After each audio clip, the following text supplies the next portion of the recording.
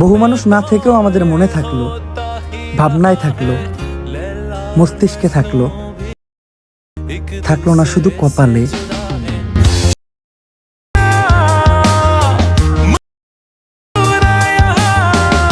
আসসালামু আলাইকুম প্রিয় দর্শক, আপনারা কিছুক্ষণ আগে যে ভিডিওগুলো দেখতে পাচ্ছেন এই দুইটা ভিডিওর মধ্যে কিন্তু অনেক পার্থক্য রয়েছে। একটা হচ্ছে এডিটিং করা ভিডিও আর একটা হচ্ছে নর্মাল ভিডিও।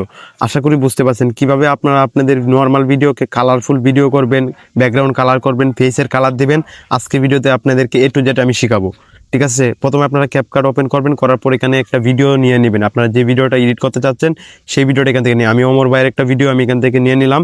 তারপরে যে কাজটা করবেন, এখান থেকে আপনারা এই ভিডিওটাকে কালারফুল এইচডিভাবে এডিট করার জন্য আপনারা প্রথমে যে কাজটা করবেন, এখান থেকে হচ্ছে নিচের দিকে আসবেন। আসার পরে এখানে একটি অপশন পেয়ে যাবেন অ্যাডজাস্ট।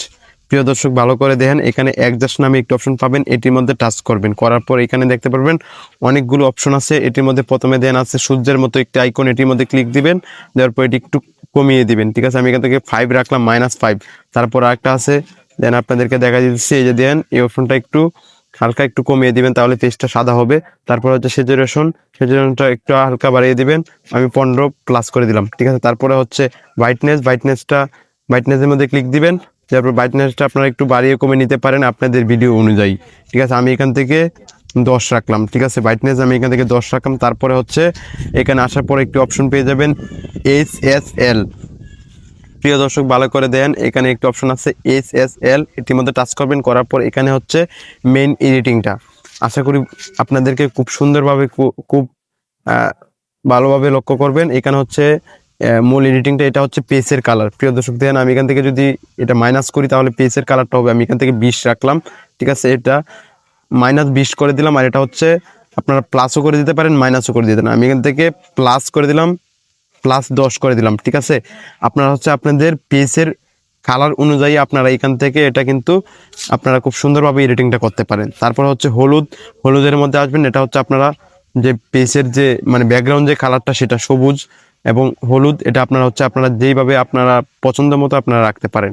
তারপর হচ্ছে এটা নীলের মধ্যে আসবেন। আসার পর এখান থেকে আপনারা হলুদও করতে পারেন, সবুজও করতে পারেন। আমি এখান থেকে সবুজ করে দিলাম, আপনারা সবুজও করতে পারেন, হলুদও করতে পারেন। তারপরে হচ্ছে আকাশ কালার। ঠিক আছে, আকাশ কালারটা আপনারা একটু বাড়িয়ে কমিয়ে আপনারা হচ্ছে এখান থেকে নেবেন আপনারা ভিডিও অনুযায়ী। তারপর এখান থেকে টিক মার্ক দিবেন। ঠিক আছে, টিক মার্ক দেওয়ার পর এখান থেকে আরেকটি অপশন পেয়ে যাবেন, আপনাদেরকে দেখাই দিচ্ছি। এখানে পেয়ে যাবেন ট্যাম্প।